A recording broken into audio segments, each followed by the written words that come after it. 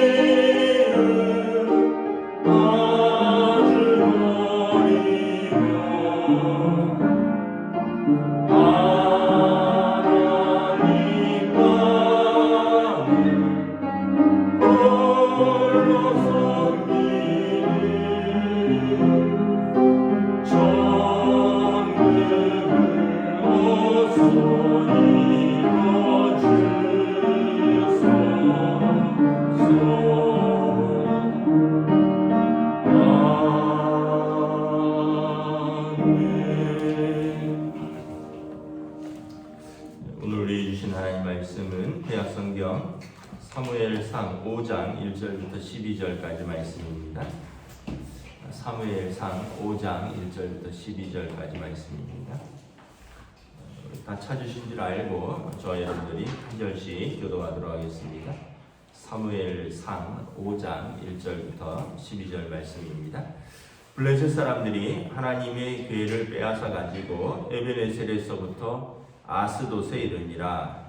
블레셋 사람들이 하나님의 궤를 가지고 다곤의 신전에 들어와서 다곤 곁에 두었더니 아스돗 사람들이 이튿날 일찍 일어나 본즉 다곤이 여호와의 궤 앞에 엎드러져 그 얼굴이 땅에 닿았는지라. 그들이 다곤을 일으켜 다시 그 자리에 세웠더니 그 이튿날 아침에 그들이 일찍 일어나 본즉 다곤이 여호와의 궤 앞에 또다시 엎드러져 얼굴이 땅에 닿았고 그 머리와 두 손목은 끊어져 문지방에 있고 다곤의 몸뚱이만 나왔더라. 그러므로 다곤의 제사장들이 다곤의 신전에 들어가는 자는 오늘까지 아스돗에 있는 다곤의 문지방을 밟지 아니하더라. 여호와의 손이 아스돗 사람에게 엄중히 더하사 독한 종기의 재앙으로 아스돗과 그 지역을 쳐서 망하게 하니 아스돗 사람들이 이를 보고 이르되 이스라엘 신의 괴를 우리와 함께 있지 못하게 할지라 그의 손이 우리와 우리 신 다곤을 친다 하고 이에 사람을 보내어 블레셋 사람들의 모든 방백을 모으고 이르되 우리가 이스라엘의 신의 괴를 어찌 아냐하니 그들이 대답하되 이스라엘의 신의 괴를 가드로 옮겨가라 하므로 이스라엘 신의 괴를 옮겨갔더니 그것을 옮겨간 후에 여호와의 손이 심히 큰 환란을 그 성읍에 더하사 성읍 사람들의 작은 자나 큰 자를 다 쳐서 독한 종기가 나게 하신지라.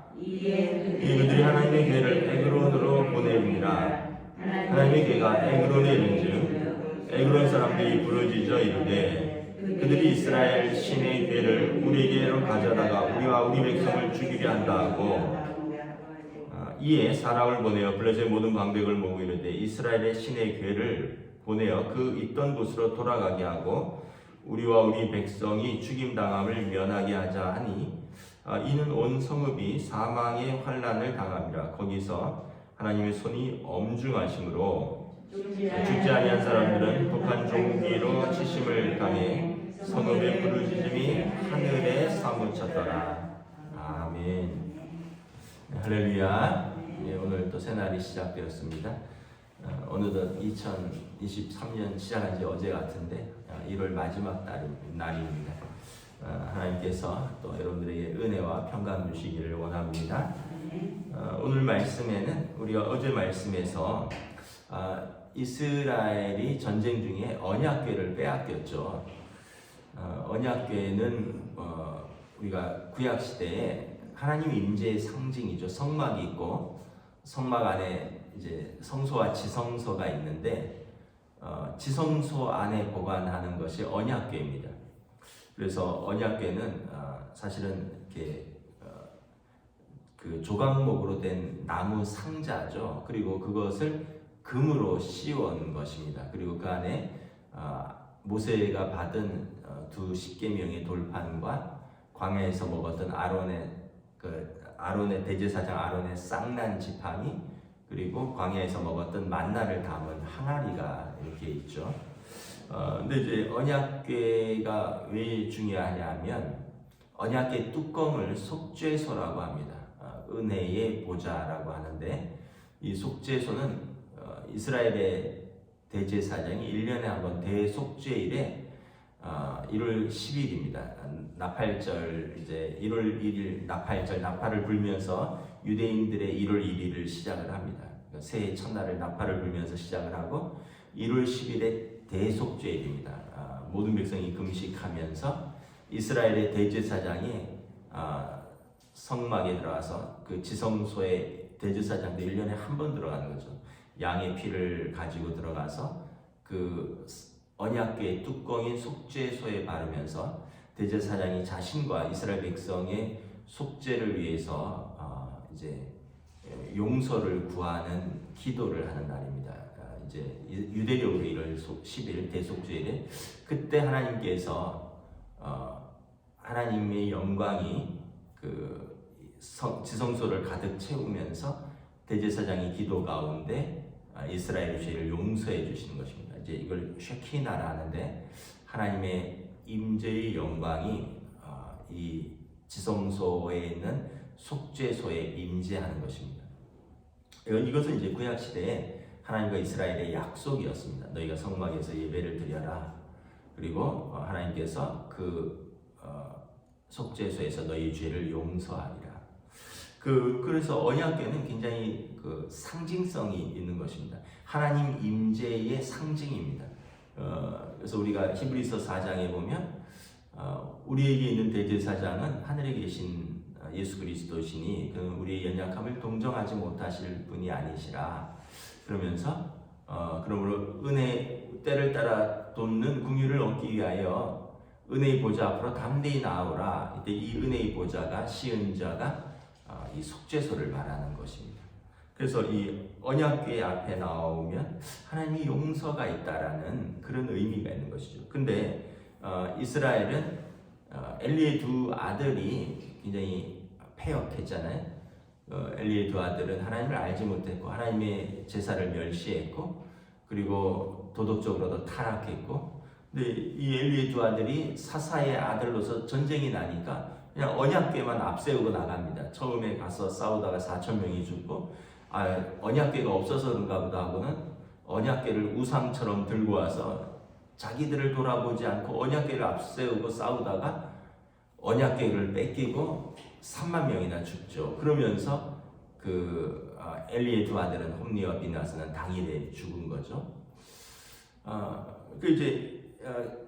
블레셋 사람들 입장에서는 이스라엘의 패배를 하나님의 패배로 받아들였어요.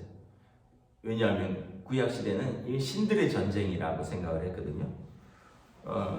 그래서 우리의 신 다곤이 이스라엘의 신 여호와를 이겼다 이렇게 생각을 한 거예요. 왜냐하면 그들이 언약궤를 뺏겼으니까. 그리고 그 언약궤를 앞세우고 싸웠던 그들이 전쟁에서 졌으니까. 그리고는 이제 이걸 전리품으로 언약궤를 그들의 신 가드에 있는 그들의 신 다곤 신전 앞에 두었다는 거죠.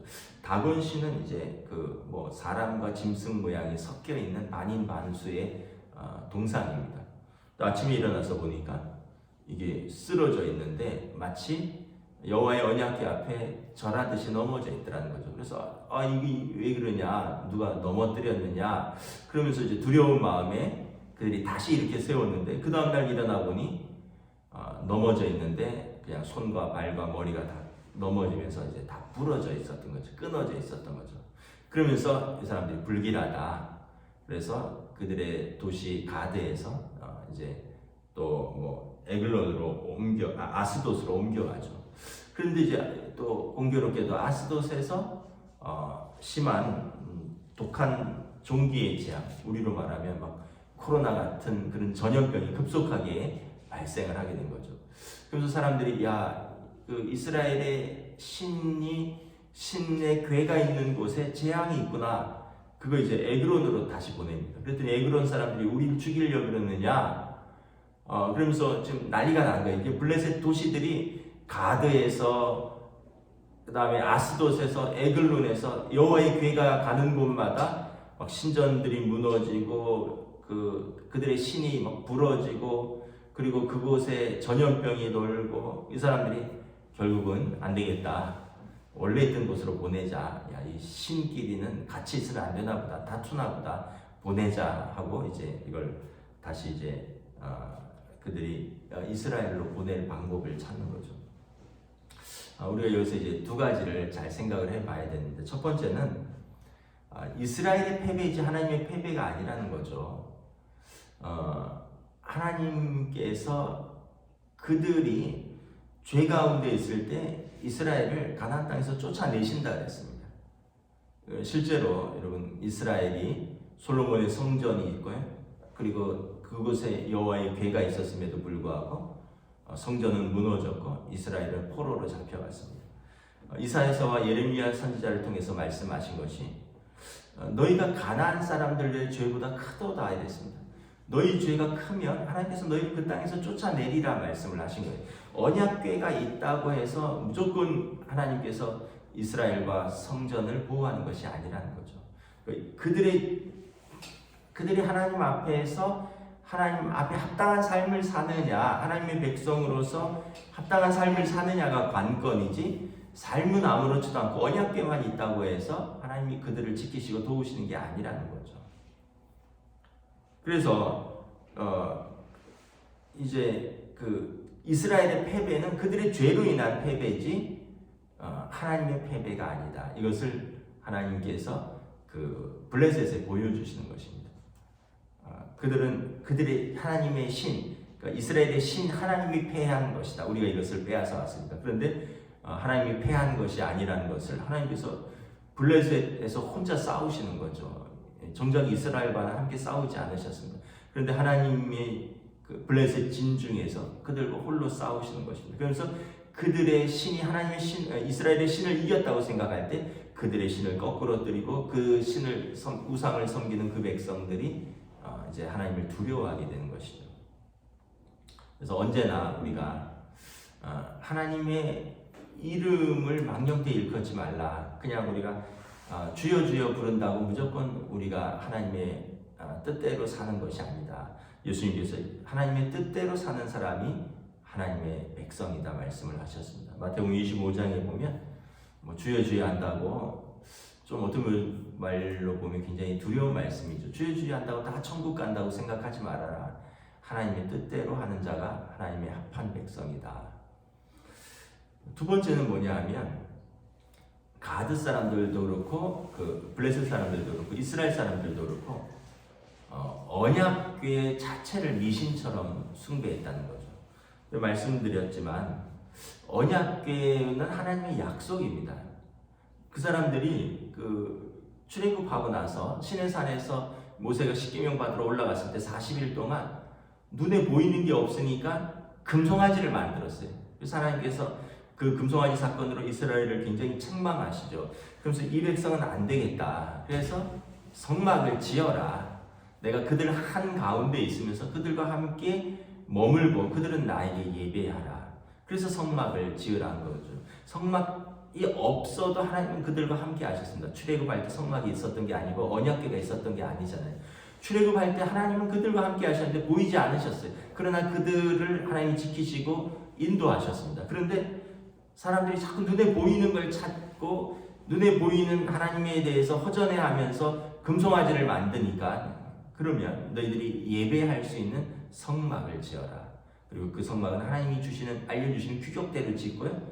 그리고 그곳에서 하나님이 내가 너희와 함께 예배를 받겠다. 그리고 그곳에서 이스라엘이 진 한가운데 머물면서 내가 너희와 함께 하겠다. 그러면서 그 낮에는 구름 기둥과 밤에 불 기둥이 성막 위에 머물면서 그리고 진을 칠 때는 이스라엘의 진 정 가운데 성막이 있었고 그리고 진이 출발할 때는 이스라엘의 제일 앞에 성막을 이제 제사장들이 메고 가는 거죠. 그래서 하나님의 그 약속의 임재의 약속의 상징인 거지 언약궤 자체가 이스라엘을 지키고 보호하는 것은 아니라는 거죠.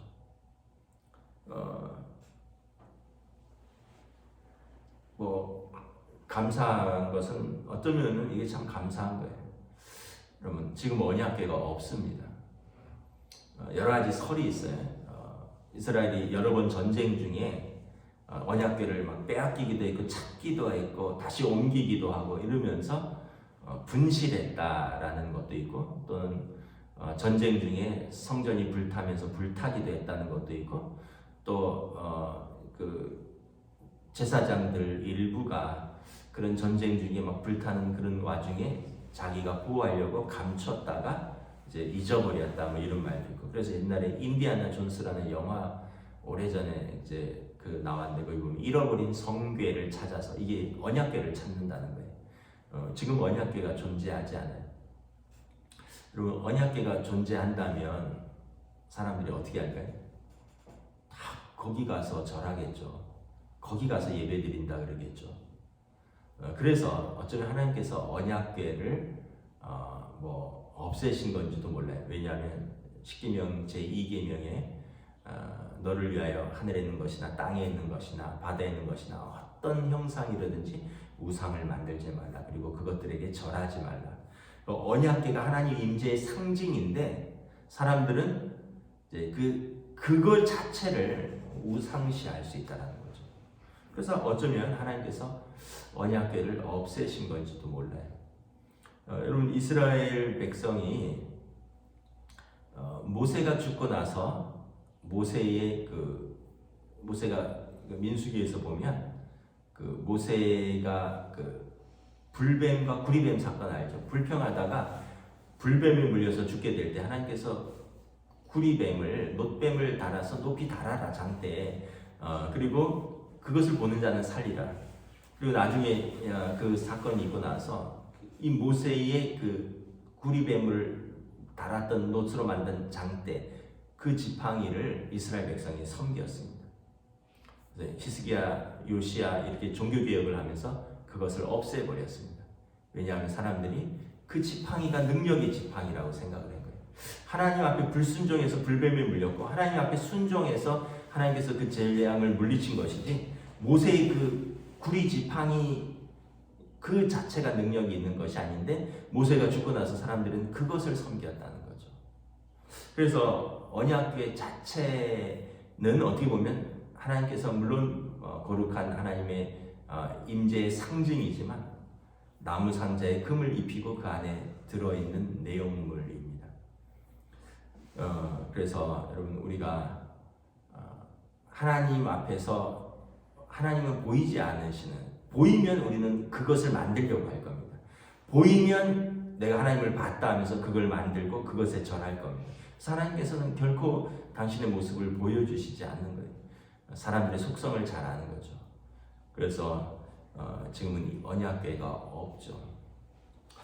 그런 의미에서 여러분, 우리가 지금 우리나라에서 엉뚱한 일을 하고 있어요. 어떤 기독교 무슨 연합단체에서 천안에 세계에서 제일 큰 137m짜리 예수상을 세운다는 거예요. 저는 정신없는 짓이라고 봐요. 물론 중국에 가면 엄청나게 큰 불상이 있습니다. 브라질인가요? 브라질 안 가봤는데 브라질인가 가면 세계에서 제일 큰 예수님 상이 이렇게 뭐 도시를 바라보고 있는 그런 거 있잖아요. 근데 여러분, 브라질이 엄청 위험한 나라입니다. 그 남미가 대부분이 가톨릭이에요.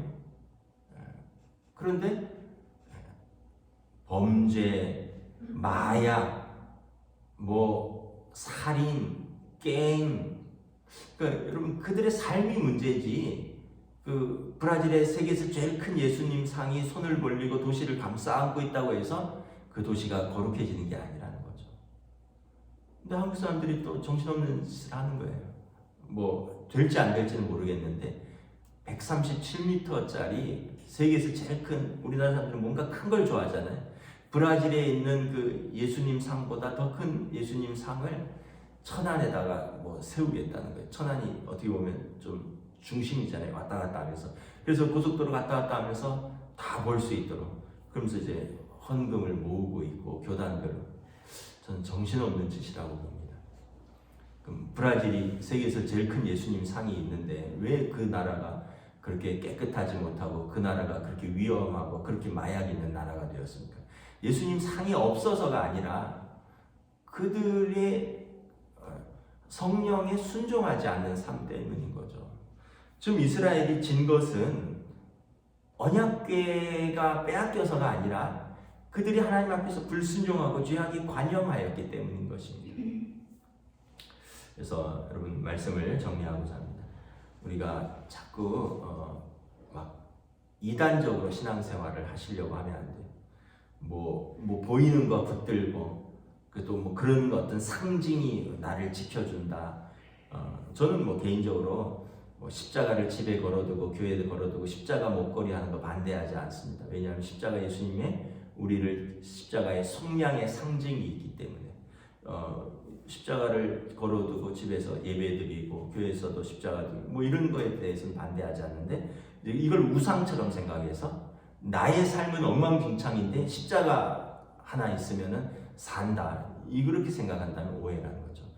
십자가 예수님의 속량의 상징이고, 그리고 그 십자가 앞에서 우리 삶이 날마다 겸손하고, 그리고 우리 삶을 깨어서 순종하는 삶이 될 때 비로소 그 십자가가 있는 집에 사는 사람들의 삶이 성도의 삶이 되는 거지. 삶은 엉망진창이고 십자가만 방방 걸어두고 집집마다 있고 뭐 집에 차 위에 걸어두고 뭐 목걸이 하고 이런다고 해서 하나님이 그와 함께 하신다고 생각하면 오해라는 거죠.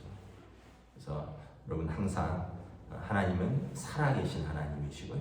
그리고 하나님께서는 이스라엘에게 내가 거룩하니 너희도 거룩하라 말씀하셨습니다.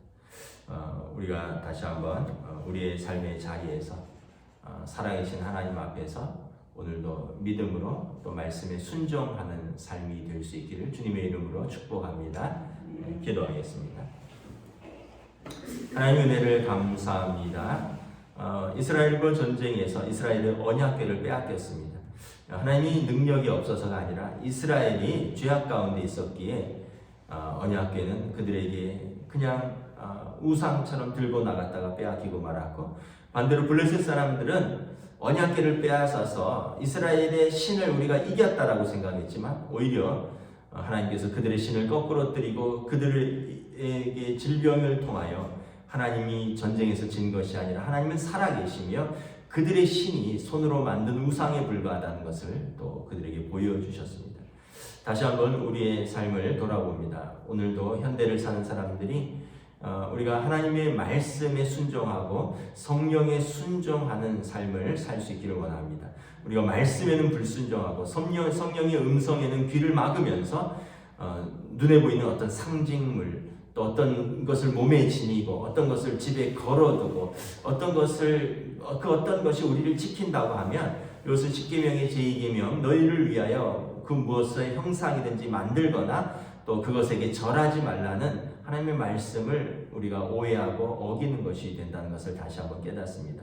오늘도 우리에게는 말씀이 주어졌으니 말씀을 읽고 듣고 묵상하고 말씀에 순종하는 믿음의 삶을 살아갈 수 있도록 오늘 하루도 성령님 인도하여 주시옵소서. 감사를 드리오며 우리 주 예수 그리스도 이름으로 기도드리옵나이다. 아멘. 하늘에 계신 우리 아버지, 아버지의 이름을 거룩하게 하시며 아버지의 나라가 오게 하시며 아버지의 뜻이 하늘에서와 같이 땅에서도 이루어지게 하소서. 오늘 우리에게 일용할 양식을 주시고 우리가 우리에게 잘못한 사람을 용서하여 준 것 같이 우리 죄를 용서하여 주시고 우리를 시험에 빠지지 않게 하시고 악에서 구하소서. 나라와 권능과 영광이 영원히 아버지의 것입니다. 아멘.